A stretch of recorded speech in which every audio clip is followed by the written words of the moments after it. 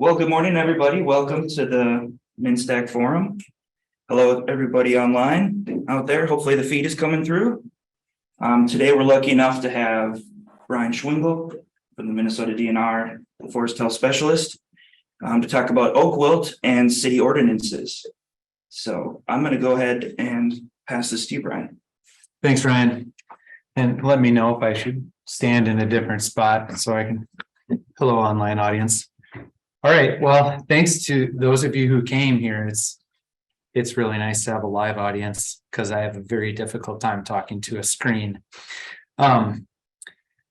So I'm kind of delving out of my realm of expertise in this presentation. I'm a trained plant pathologist, and I try and solve tree health mysteries for landowners, basically, in my career.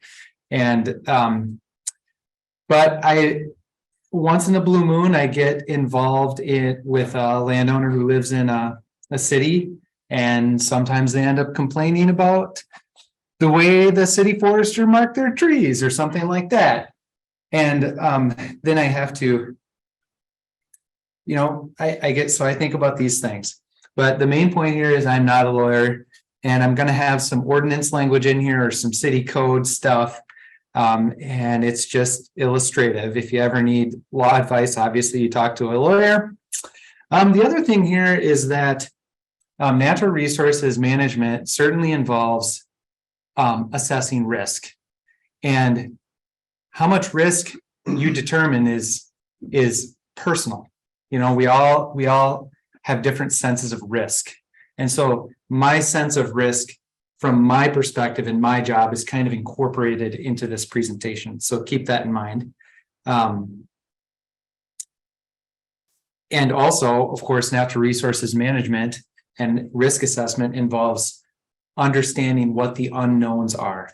And with oak wilt, believe it or not, there are still a lot of unknowns. The other thing, this presentation is relevant for Minnesota and nowhere else. So if you're watching this from Texas, you might as well shut it off. All right. Oak is awesome in Minnesota. It's obviously an ecological keystone species. I believe in terms of biomass. So oak is part of the Quercus genus, and there's more biomass in Quercus than in any other tree genera in North America. It's pretty cool. Super important species. All 6 of our native oak species are predicted to do better in a future climate. In terms of the economy, in terms of timber production, it's hugely important in Minnesota. It's our #1 hardwood saw timber. It's our #1 export timber. And then, now this is kind of my guess here. I'm guessing that socially and culturally for Minnesotans, oaks are immensely important. Why? It's because they are our most numerous big tree. And of course, big is subjective. So what do you think, online audience and in-person audience? What are the 5 most abundant tree species in Minnesota that are over 12 inches in diameter? Anybody have a guess for #1 in the room? Great guess, cottonwood. You're very close there. You're in the right genus, quaking aspen. But look at that. Bur oak is our 2nd most abundant tree in the state if you're only counting trees over 12 inches in diameter. Now, it slightly changes if you're looking at trees over 17 inches in diameter. #1 tree, most numerous, is bur oak. #3 is northern red oak. So a lot of people actually, it seems like every 10 years or maybe even every 5 years, some researcher in the country is studying oak decline. And I think the reason is because when something is going on with forests in general, what do you notice? You notice the most numerous tree out there, the biggest ones. So oaks are super important that way. Okay, so what about oak wilt? I'm just going to talk about basic oak wilt stuff. As of today, what I know, we consider oak wilt, the pathogen, to be a non-native species to the United States. Here are some reasons to support that. First of all, we didn't know about it in North America until 1940. Until when was it discovered? It was discovered in Wisconsin first in North America, I believe in the 40s. Shortly thereafter, it was confirmed in Minnesota and 5 counties bordering Wisconsin. Now, there are some indications that it might have been present back in the late 1800s, but that's complete conjecture. There's no resistance in red oaks, in mature red oaks that we are aware of, none.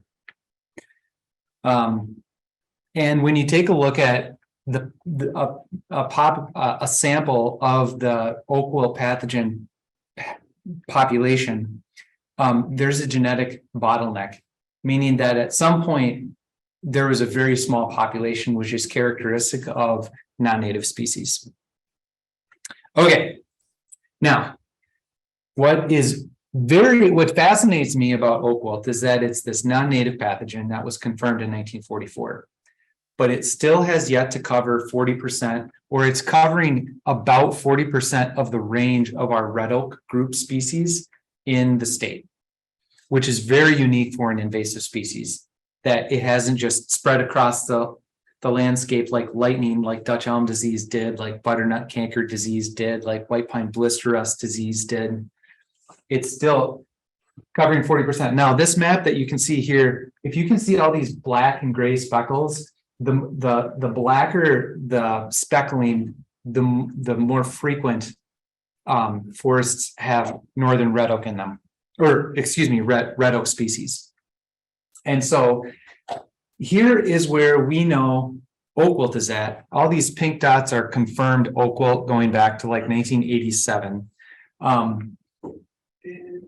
If you can see the blue here, we mapped out oak wilt in 2019 aerial imagery. And so you can see there's a tremendous amount of active oak wilt in the counties bordering the metro on the north side. The orange areas are a 20-mile buffer around any confirmed oak wilt, because in my experience, when I have found an isolated oak wilt spot in northern Wisconsin or central/northern Minnesota, on average, it's about 22 miles away from the nearest known confirmed case. So that's why I like to buffer confirmed oak wilt by 20 miles, and that's where I suggest people consider a significant risk for overland oak wilt spread in those areas. All right, so oak wilt spreads in 2 ways: above ground and below ground. So what are the above ground infection requirements? There are many. The stars kind of have to align for oak wilt infection to occur. First of all, you need an oak that was killed by oak wilt within a year. Now, of course, a lot of people, when they see their oaks die, they cut them down and they make firewood. So, of course, if it's fresh firewood, that counts too. You also need the oak wilt pathogen to grow what's called a pressure pad, surrounded by a fungal mat or a spore mat, and that grows. The fungal mat grows on the wood surface, and the pressure pad grows 2 mirror images. Here you can see this picture on the right. That's a picture of a pressure pad here, right here. They tend to be elliptical too, and they're just raised fungal tissue. And they one grows on the inside of the bark, one grows on the wood surface, and they push each other, and they cause pressure under the bark, and lots of times they pop the bark open, and you can see that crack there in the middle image. All right, so that's what you need. But you also need, oh, wait, before I move on, just a note here.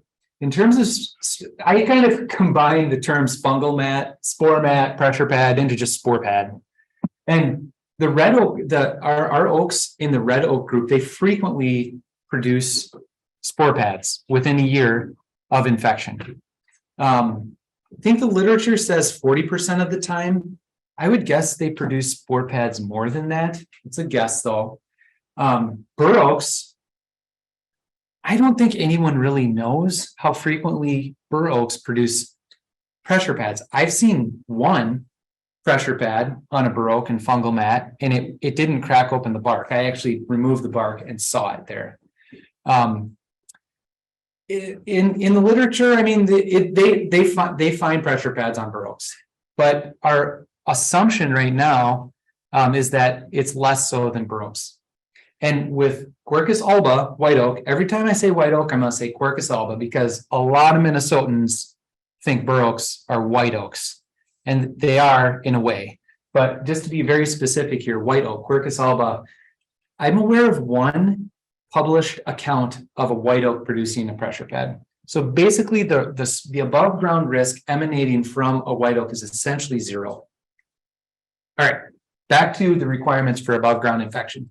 So you need the pathogen to grow on the oak.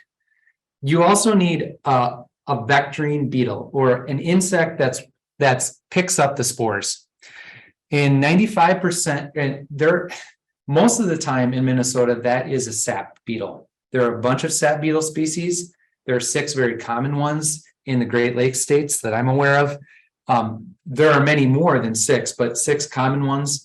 But 95% of the sap beetles are just one of 2 species.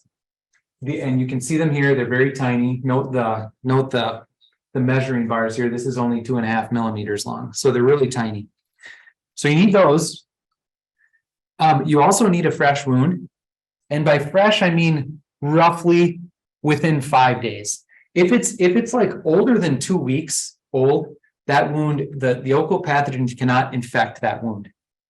So, you know, if you look at the literature, there's quite a big range of susceptibility from 24 hours to 72 hours. Frequently, people mention 72 hours as the time in which a fresh wound can be infected. But there are others that have found, I think one study in central Wisconsin found a bur oak wound could be susceptible for 8 days. So it varies. So that's why I say 5-ish. Okay. Also, these beetles, those sap beetles, they don't fly forever.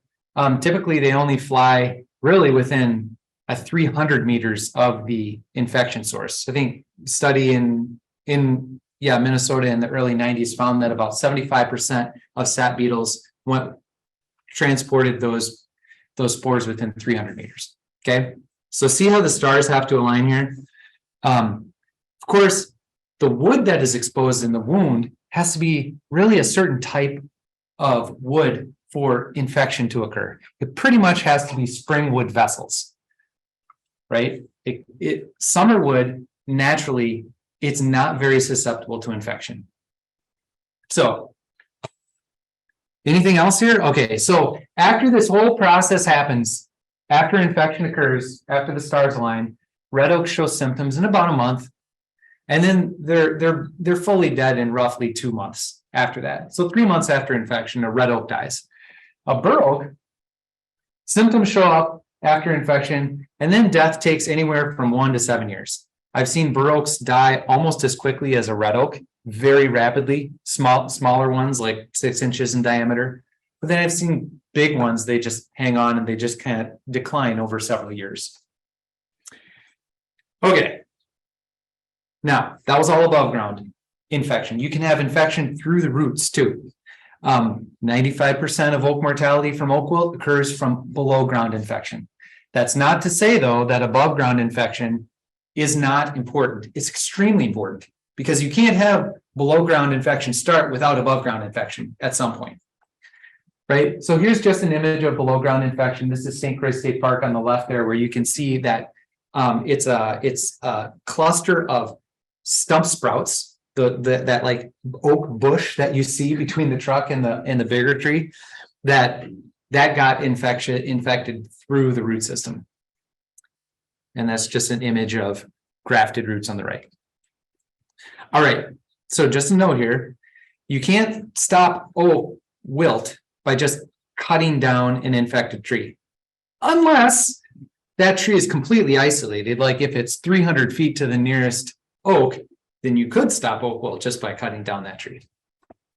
But in most situations, there's so many oaks out there, you're not going to stop the disease by cutting down the tree. Also, the pathogen can survive for roughly 5 years in the root system. So if you cut down a tree, the infection is still in the root system. generally growing slowly out to neighboring grafted oaks. Okay. I'm almost to the meat and potatoes of this talk. Regulating oak wilt. Not a lawyer. I just Googled this stuff, just like any one of you would have done. Okay. And this, I believe, is the most recent statute that allows local units of government to regulate pests, insects, diseases of trees. Right here. State statute 18G, chapter 18G. So this gives the authority to local units of government to regulate oak wilt. Now, notice in that statute, it said control. It allows town boards, local units of government to control and prevent or prevent tree diseases. So what does that mean for oak wilt? What is oak wilt prevention? What is oak wilt control? This is very basic stuff here. Prevention. Oak wilt prevention means not wounding oaks. Because remember, you need a fresh wound for oak wilt to infect. So, of course, Mother Nature wounds oaks all the time, but humans do too. So, if we're able to avoid wounding oaks, we're able to reduce overland infection a lot in certain areas of Minnesota. You can prune an oak, and you can apply a tree wound dressing or a paint onto that wound quickly, and that simply blocks infection from occurring. The only time we recommend painting tree cuts is on oaks. There might be a few other very uncommon examples, but in general, you don't want to put tree paint on a wound. It generally slows healing. You only want to do this to an oak when wounds are made April through mid-July. Would I do this in August and September and October if I were an arborist? Yeah, I would. I would paint those cuts. Of course, you can also prohibit the importation of oak wood that has the potential to produce spores. Some communities do this. So just these first 3 points for prevention, there are some communities, not many, that have ordinances regarding these. And then, of course, you can inject uninfected oaks to protect them from overland infection. Note that this, I specified here that this prevents above ground infection. They say that below ground infection still occurs. So you can have, in theory, you can have a tree that's injected with propiconazole that's healthy, that has an infected root system. And I believe the industry standard, now this is another disclaimer I should put, I'm not an arborist. I don't go around injecting trees all the time. It's not my area of expertise, but they say, it seems like industry standard is that if you're able to inject an oak that is threatened, no, this is getting way too in. I'm not even going to mention this. It takes too much to explain. I'm just going to skip that. Anyways, so those are very basic ways to prevent oak wilt. Okay. Now about that April through mid-July, we have local data that strongly supports the April through mid-July recommendation to avoid wounding oaks to prevent oak wilt. Right around the Twin Cities Metro in 2002 and 2003, out of this university, some phenomenal work was done where they trapped sap beetles, and then on those sap beetles, they detected if those sap beetles had oak wilt spores on them. And they did this for 2 years, and they looked at how many beetles were carrying spores of oak wilt by the month. And so the higher the bar here, the more beetles with oak wilt spores were flying around the Twin Cities metro area. And you can see that, relatively speaking, May and June, there were way more beetles with oak wilt spores on them than any other month. Now, April through October, you can still find beetles with spores on them. That doesn't mean, though, that infection can occur, because remember, late wood that's produced basically after full leaf elongation in a tree, it's not very susceptible. This is where we know infection occurs, April through mid-July. I still am not aware of any natural, keyword natural infection that has ever occurred in Minnesota, Wisconsin, or Michigan after mid-July. And I just talked with some counterparts this past spring in Michigan, at Michigan State University, and with Wisconsin DNR, and they still are not aware of any natural infections that occur. Now, yep, go ahead. You're talking about new infections from beetles, not underground. Great question. The question was, I am referring to above ground infections, not below ground infections. Great question. That is true. I'm only talking about above ground infections. Below ground infections can occur presumably definitely throughout the entire growing season. And maybe in the wintertime, I don't know. I don't know if anyone has ever studied that. So I'm only talking about above ground infection. Let's see here.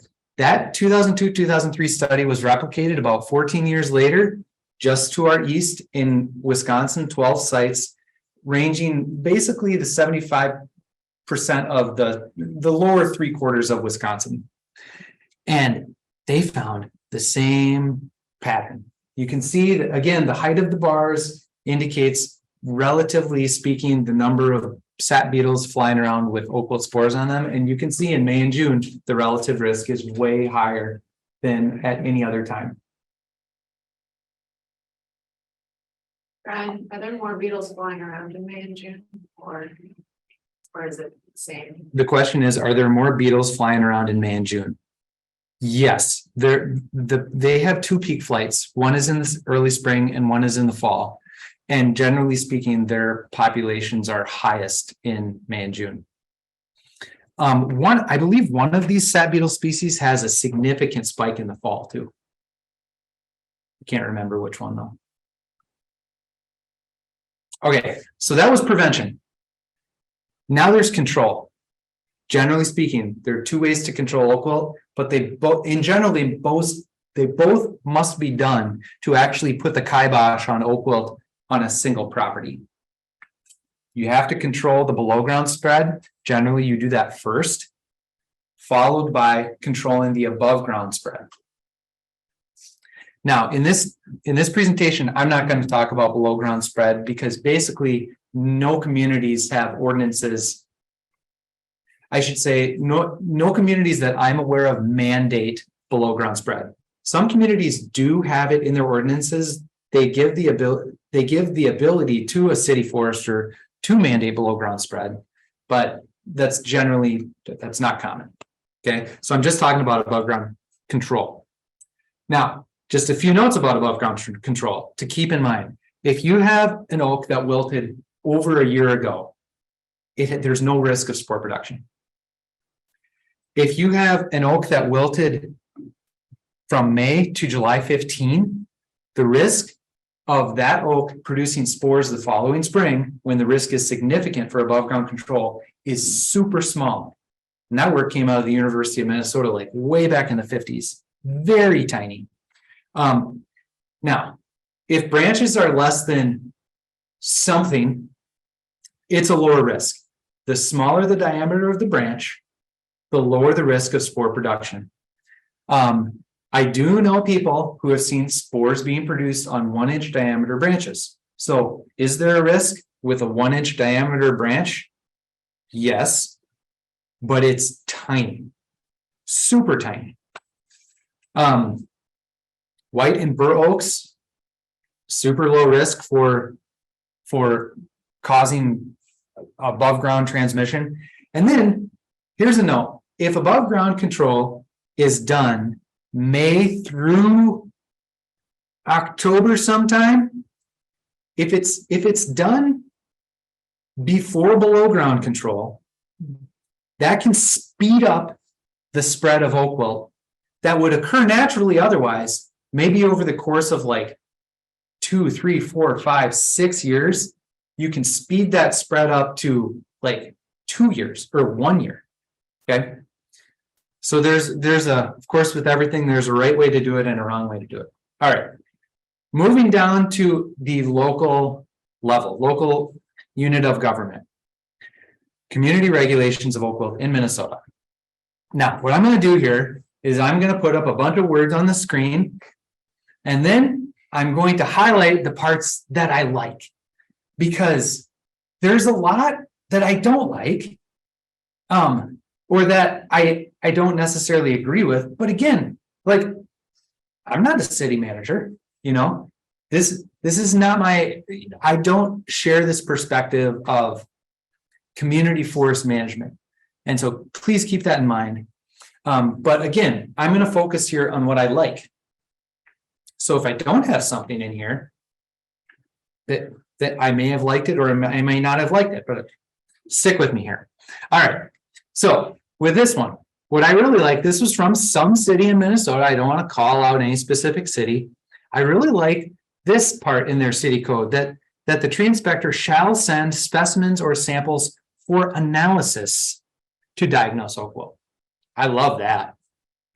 And they go on to say that no action to remove somebody's tree should happen unless there's a positive diagnosis. I love that. I think that's important to have if you have a city law that is mandating above ground control oak wilt. All right, here's a different city's ordinance. Similarly, this city also says it has to be positively diagnosed. It doesn't mention the lab. Some cities do mention a lab. I kind of like that. Like, if you're gonna force a citizen to pay like $3,000 or something, I don't know what the going rate is for cutting down an oak in your backyard. I mean, you better be sure that it's oak wilt. I mean, that's just my opinion. So here's also something I really, really like. See, so if I really, really like it, it's a double underline. See that? Diagnosed trees must be removed following November 1st. So presumably, this city is not going to mandate below ground control. They're only going to force above ground control to protect the community forest at large, because below ground control only threatens the immediate area, like within 100 feet. November 1st is, I think, a pretty good date, because because oaks that were infected above ground by November 1st, they're going to be dead. They shouldn't be pulling up, their transpiration stream should be all broken up. And so there should be little risk from cutting those trees down in November. What happens if you cut down a wilting tree, let's say in July, let's say it's 75% wilted. If you cut that tree down, it's like taking your finger off of a straw that contains liquid. When you take your finger off that straw, all the liquid goes out. So when you cut a tree down in July or August, the water conducting vessels, if they're connected to any other living oak next door, that living oak is just going to suck that sap stream into its own root system. So that's why I really like how this city says, we're going to wait until after November 20th. Okay. Now this city, they said any living or standing oak tree or part thereof infected to any degree with oak wilt. So that means that if a white oak is infected with oak wilt, they're going to declare, that city's going to declare that, or that city could declare that tree a nuisance. And I think, if you have an isolated white oak, let's say it's the only oak in somebody's yard, and there's no other oak within 200 feet, that white oak is not a nuisance at all. It threatens nothing in terms of oak wilt. So I'm not a huge fan of that when they say any. Okay, different city. We're still looking at above ground control ordinances. This city, on the other hand, they specify a nuisance. It has to be in the red oak group. I think that's better, because the risk for above ground spread from red oaks is much, much higher than with white oaks. I also really like that they say that poses a threat of overland transmission. I like this because if you have a red oak that is infected with oak wilt, let's say in May, and it is 90% wilted by July 10th, that red oak probably won't produce any spores the following spring. It might produce spores that fall, but the risk for infection is negligible in the fall, according to everything that we are aware of. So I like that, poses a threat. Okay, City B. City B does something similar. They write has the potential to produce spores. So they don't need to specify species. They just say has the potential to produce spores. So white oak doesn't have the potential to produce spores for all practical purposes. So I like that specificity. Now this City B has a big ordinance on oak wilt, and there's a lot of good stuff in here. Look at this next part. It says, after and only after installation of a rootcraft barrier must the marked trees be removed, and no later than May 1st. Now, May 1st, that's pretty good. You know, I don't mind that. Like, is there a risk that marked tree could produce spores before May 1st? Yes. But the risk in most Aprils is quite small. I think the risk in this past April was non-existent for like the northern 90% of Minnesota. So I don't mind this. It would be better. I think it would be better if it was April 15, but maybe they're kind of weighing costs and benefits of, you know, the thing I like also about the city, if you look at a lot of city codes, now there probably is really good reason for this, but a lot of the cities say, you know, we're going to mark your trees and then we're going to send you a letter. And when you receive that letter, you have 5, 10, 15, 20 days to remove that tree. And if you're getting that letter on November 1st, it's like, well, geez, you have the whole winter to deal with that tree. So I like if I were to live in this community, I would appreciate this more so than if I lived in a community that said I have 5 days to remove that tree. Like, geez, good luck. Sticking with City B here, they actually talk about stump height. I like this because, you know, if you cut your oak like at 5 feet, you don't debark that stump, there's a possibility that high stump could produce spores unless you debarked it. And so the lower the stump, the lower the risk. So I kind of like that. Furthermore, they even talk about how long you have to get rid of that wood, because just because you cut down a tree that has the potential to produce spores, that doesn't mean that you immediately get rid of that risk. It's still there. It's still going to produce spores unless you do something about it. So they specify again, you have to get rid of that wood before May 1st. Again, May 1st, it's pretty reasonable. I don't mind it. So yeah. All right. So that was examples of above ground control. And let me tell you, I cut out a lot of ordinances. My mind was spinning looking at all of the ordinances in communities around here that talk about controlling the above ground portion of oak wilt spread. There are some cities, not many in Minnesota that talk about prevention, but thank goodness they're out there. I'd like to give them an award. City E, now this was the case in a couple cities that I saw. They specifically talked about prevention in a part of their city code that has to do with tree preservation, specifically in developments, so newer developments. So it's like, why just new developments? What about the rest of your city that's already built? Why not prevent oak wilt out there? But they're specifically talking about new developments. They want to preserve those significant trees. Now, it's like, I'm not a super huge fan of this significant trees either.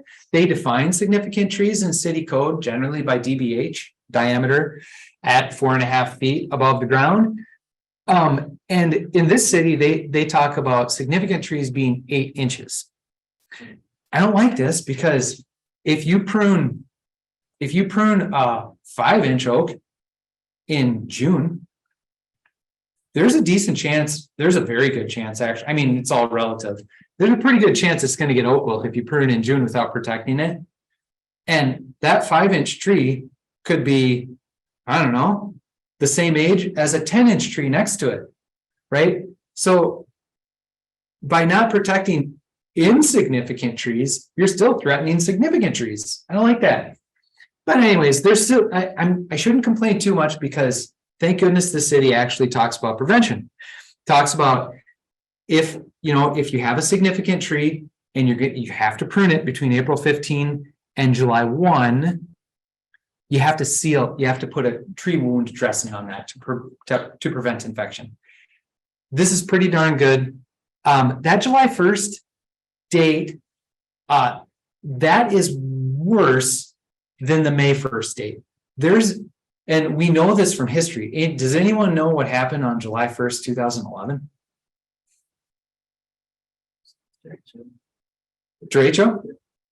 Yeah, technically, I don't know if it was a derecho. I tried looking this up yesterday to confirm the date. But yeah, there was a massive blowdown event that started in kind of east central, northeastern-ish Minnesota. And it blew down a wide tract of forest from Pine County, Minnesota, all the way to Ashland, Wisconsin. And that blowdown event made oak wilt erupt in our St. Croix State Park because of all the wounds it made. That was on July 1st. So we know there can be certain years a significant risk of overland oak wilt transmission on July 1. So I'd like that date to be July 15. Okay, so City F. I love City F. Look at this. This is just general. No person shall prune or trim any oak, because guess what? If you prune a white oak or definitely a bur oak, you can get oak wilt, and that bur oak can die. Okay, so again, no trimming April through June. Again, that June, I'd really like that to be July 15. Now, this city goes on to say without permission from the city forester or something like that. I think it would be more reasonable if they said no pruning unless you paint, because painting there were a lot of studies done in Minnesota in the 70s and I think 80s too on the effectiveness on tree wound painting, and in Minnesota in all those studies it's 100% effective at preventing oak wilt. Highly effective. Okay, now just some considerations. Above ground prevention. Okay. I think it's super important for lowering frequency of oak wilt infection. I should have provided some personal experience here on this one. I've seen wounding done in Winona County where somebody was clearing a path and they were pruning off branches that were growing into the path. They did this in May. 12 trees infected like that. And they were just cutting like 1 or 2 little branches off these pin oaks. And so if you're in oak wilt country and you make wounds in May and June, you're gonna get oak wilt. Now this just so happened to occur on state land and we're controlling it. But guess what? Control is crazy expensive. Pretty much any form of control is crazy expensive.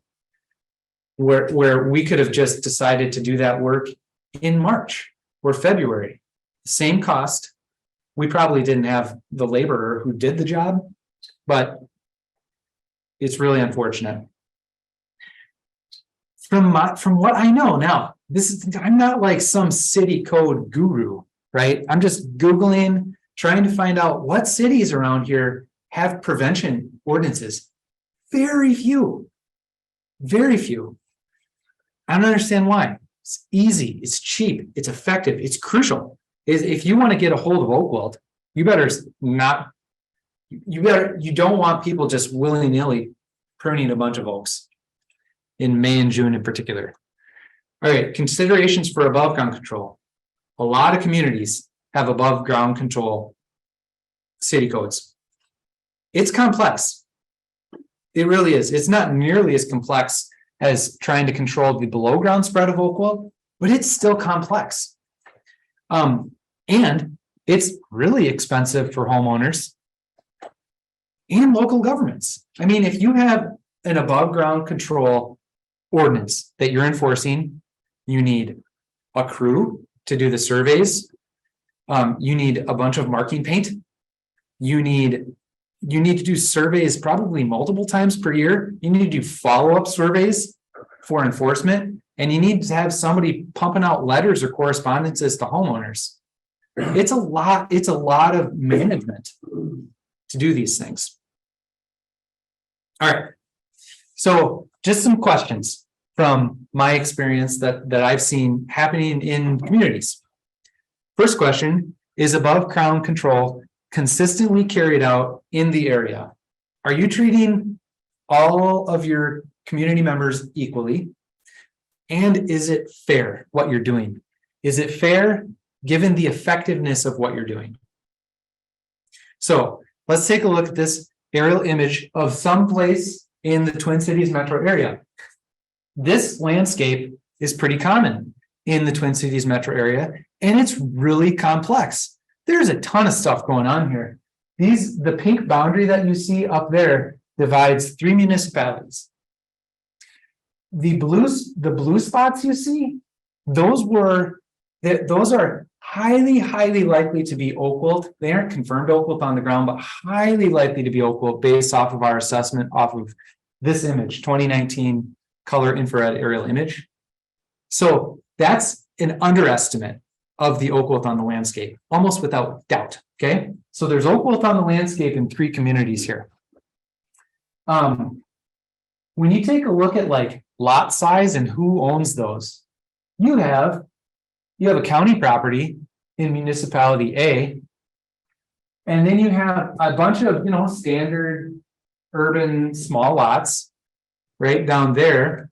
You have a bunch of forested lots that are, I don't know, 2 to 4 times bigger than those small private properties, and those are all forested up there.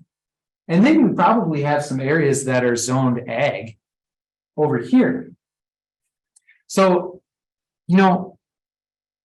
when you think about if you're municipality C and you want to control the above ground spread of oak wilt, I don't want to discourage it. It's not a bad thing. If you're able to control some above ground oak wilt, but not all, you're still in theory reducing the disease pressure in your area. But I would encourage community leaders to think about, are we really being effective here? Because, for example, see this property owner up here.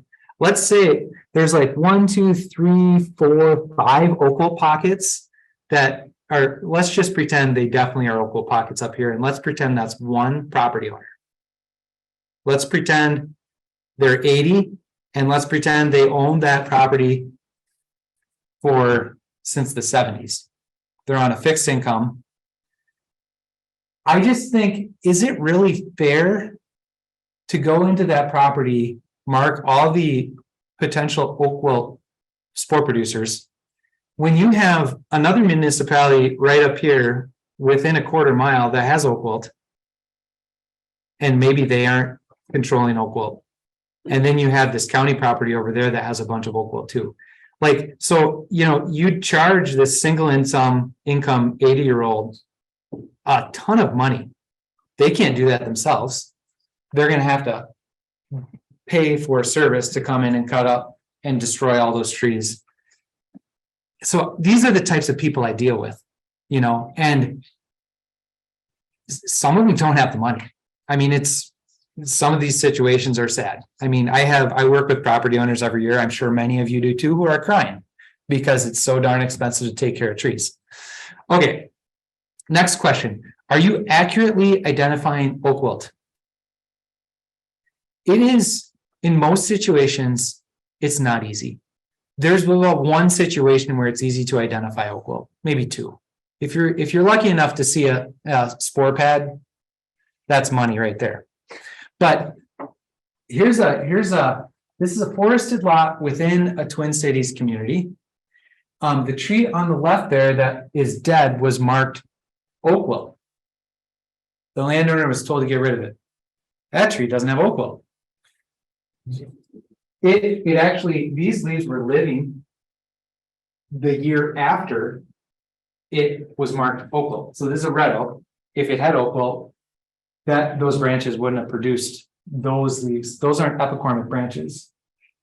Those are multiple year branch. I mean, they probably are epicormic branches, but they weren't produced that spring. They were produced many years ago. And of course, these two trees were connected at its base. So if this tree had oak wilt, this tree, there's a good chance that this year it would have been showing symptoms of oak wilt, not necessarily, but the main thing here is that that tree produced leaves this year, so it didn't have oak wilt. It was dying of armillaria root disease, probably two-line chestnut borer too.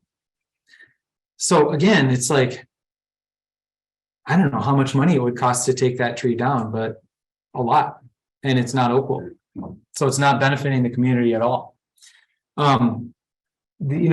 We've seen a tremendous amount of mortality of if you know your canopy classes, intermediate class and suppressed red oaks, white oaks, and bur oaks throughout the whole state this year. Tremendous amount of mortality, all because of armillaria and two-line chestnut borer, all because of the severe 2021 drought. So, and they died in one growing season. It looks a lot like oak wilt. This tree looks a lot like oak wilt. It's two-line chestnut borer. It still has, it's been dying back at least for 2 growing seasons, and it still has green leaves here at the base that grew that year. That's not two-line, that's not oak wilt. This tree was one of the best oak wilt lookalikes I've ever seen. It was dropping leaves from the canopy. There were leaves all over the ground. It was a northern red oak. It had leaf margin browning.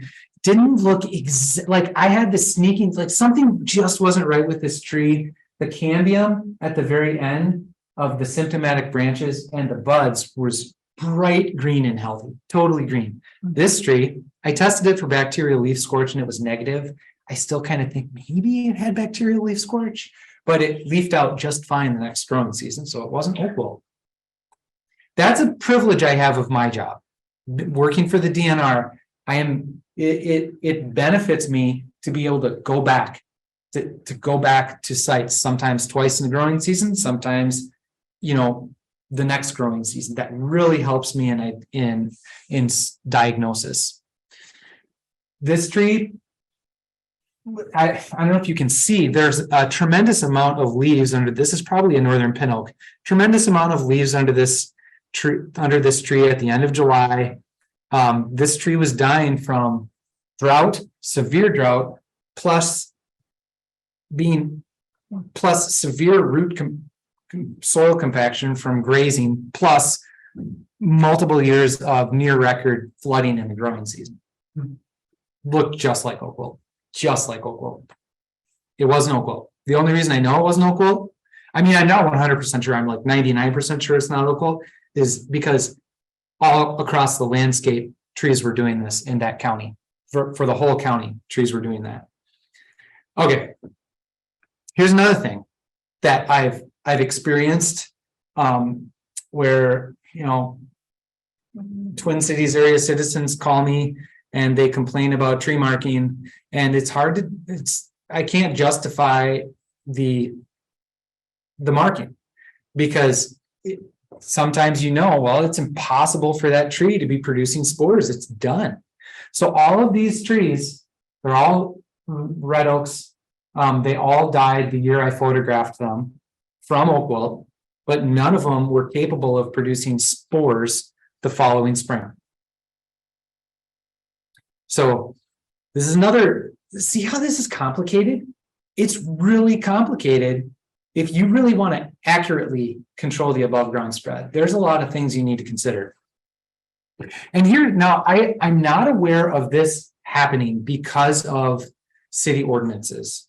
I'm not aware of but my fear is that maybe some green tree inspector would go out, mark a tree in July that's next to 2 healthy oaks, and let's say that oak is wilted 90%. My fear is that they mark that tree and they talk to the homeowner and they have a friendly conversation. They're like, yeah, we're going to have you cut down this tree because it has oak wilt. We don't want spores to be produced and, infect your neighbor's tree 2 houses down. But my fear is that homeowner, because a lot of people are like this, they'll be like, oh, I'm going to cut it down right away. I'm going to be the best citizen I can be. They cut it down, boom. And then they have 2 more trees to deal with, maybe that year for oak wilt. So that's kind of my fear with some of these ordinances, the way they're written, and potentially the way I envision they could be carried out. All right. So again, I think when considering an above ground ordinance for oak wilt control, these are things that should be considered and maybe incorporated into the ordinance. That all of these trees are low risk. Now, this is a pretty big assumption on my part by saying bur oak is a low risk. I would love it if some researcher would research this. Like, what really is the risk that infected bur oaks pose? I don't think we really know. But again, I'm assuming it's a low risk. Red oaks that wilted mostly before July 15, really low risk for spore production the next spring. Red oaks below a certain diameter, low risk. I've seen oak wilt experts, like researchers, argue for long periods of time about what really is a risky oak, and it ranges from in all of those numbers. It's a low risk somewhere in there. We know that for sure. And then red oak stumps, even with the bark on, can they produce spore pads? Yes, they can. But it's probably pretty low risk. But I remember that Sydney ordinance that suggested a really low stump. I like that. They said debark it too, though, too. And then keep in mind with white oaks, for all practical purposes, from what we know now, there's like no risk from a Quercus alba for above ground, for adding above ground risk. And then red oaks that died over a year ago, essentially no risk.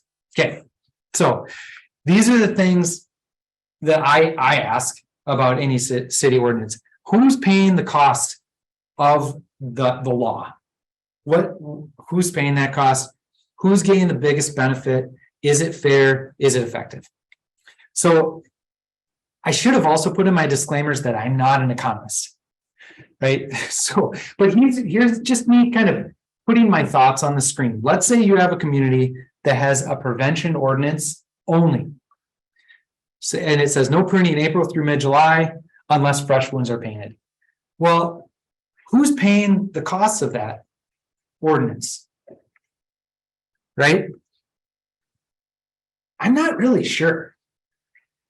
Unscrupulous tree pruners, we could also call them tree pruners who are unaware of oak wilt control.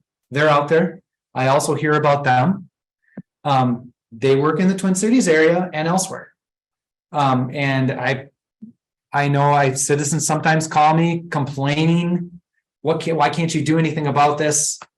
But there are door knockers out there that in May and June, they come to the Twin Cities and they knock on people's doors and they want to prune their trees.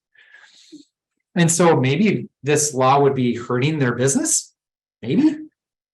But I mean, a good arborist, if that arborist has to prune an oak in May, they're going to know they need to paint that wound to protect that tree. Maybe companies that produce a bunch of tree wound dressing paint would benefit. I highly doubt it. I don't think they're going to see increased sales at all. Gaining relative benefit.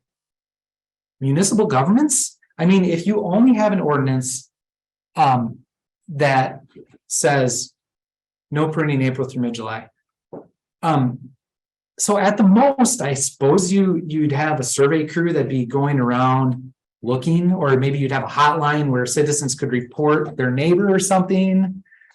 I'm just not sure. It seems like it would be a lower cost than the other extreme, having only an ordinance that regulated above ground control. Certainly the homeowners who would be regulated, who would be told you must cut down these trees, you know, they might be having some savings, although most people, if you have a big tree in your front yard that dies, I mean, at some point you're going to cut that down.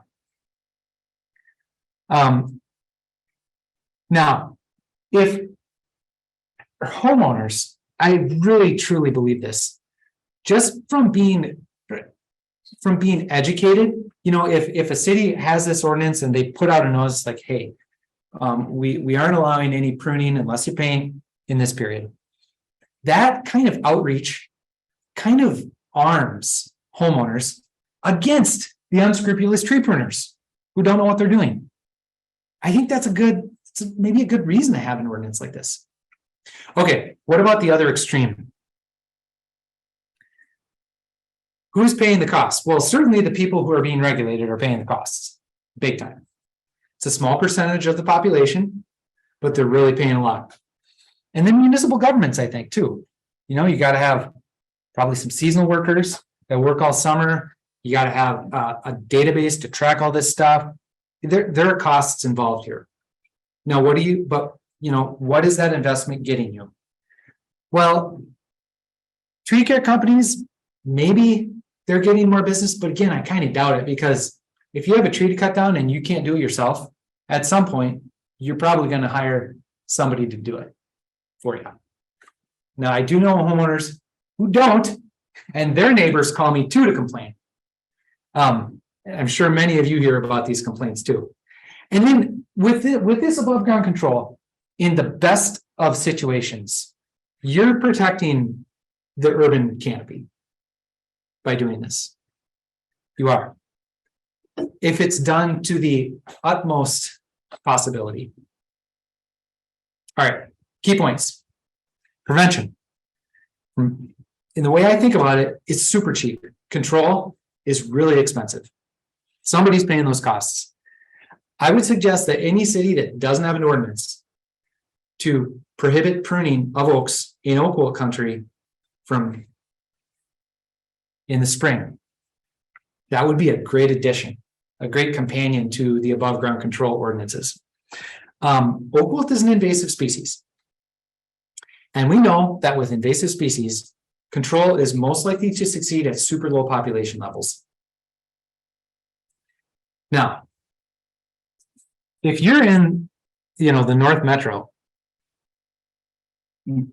oak wilt population is sky high. Again, I don't want to discourage any communities from trying to do the right thing, because I think that's what they're doing. They want to protect their forest canopy. But at what cost? And is it effective? Is it possible? Are you tracking? Are you tracking how much oak trees you're marking over the years? Is it going down? Is it stabilized? Or is it going up? If it's going up, then I would say whatever you're doing isn't effective. Or we're getting way more windstorms in the spring, but I don't think the data is showing that at this point. Effective above ground control requirements. These are just some requirements.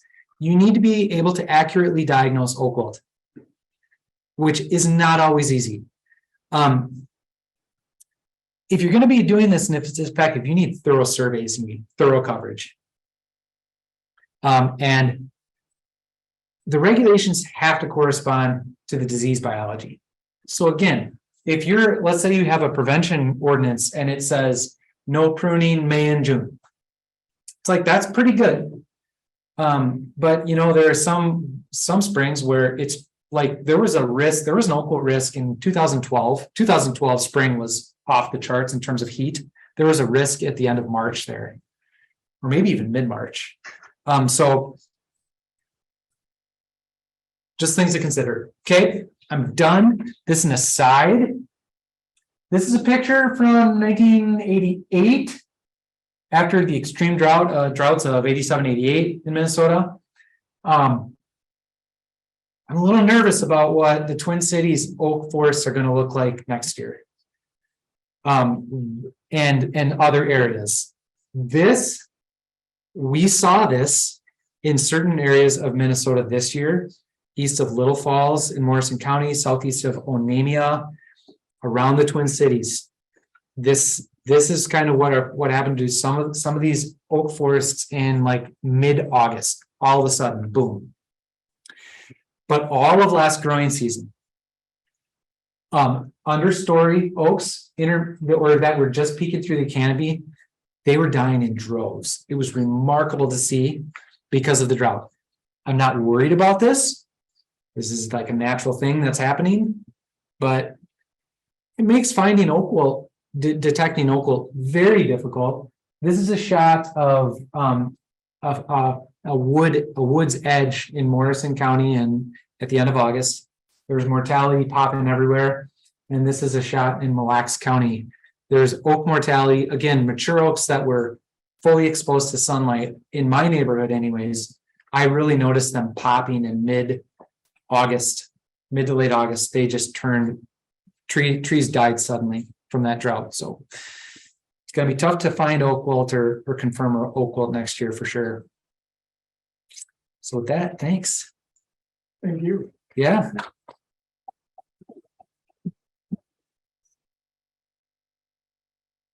So it is 11 a.m., but I'm sure Sorry about that. Brian's happy to take any questions.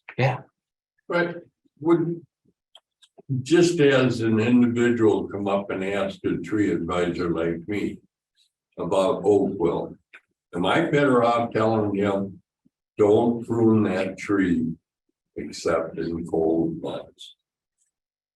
Just to stay clean up all the rest of it. The question was, as a tree inspector, what's kind of the best way to communicate with people about pruning their oaks? Is it just better just to say, just prune your tree in winter? I think so. Yeah. Because the deal is, researchers are able to infect oaks. I think they've been able to infect oaks with oak wilt every month of the year. I confuse heterobasidian, which is a root disease of conifers primarily, and oak. One of those two diseases, the researchers weren't able to cause infection like in January. But so in theory, it is possible to cause infection. But again, this is research. It was very, very unnatural the way they were doing it. But I mean, if you're a homeowner and you can wait until when it's snowy, might as well wait. Yep, that's good advice. Now, that's not to say though that, you know, the risk of pruning after July is very small. Again, we are not aware of any infections, natural infections that have occurred after July.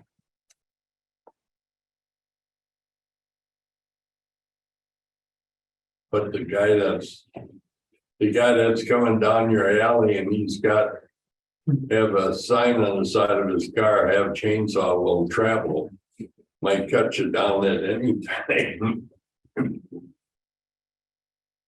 So he can get you in more trouble thinking I can cut this oak down just about any time or trim it or. Yep.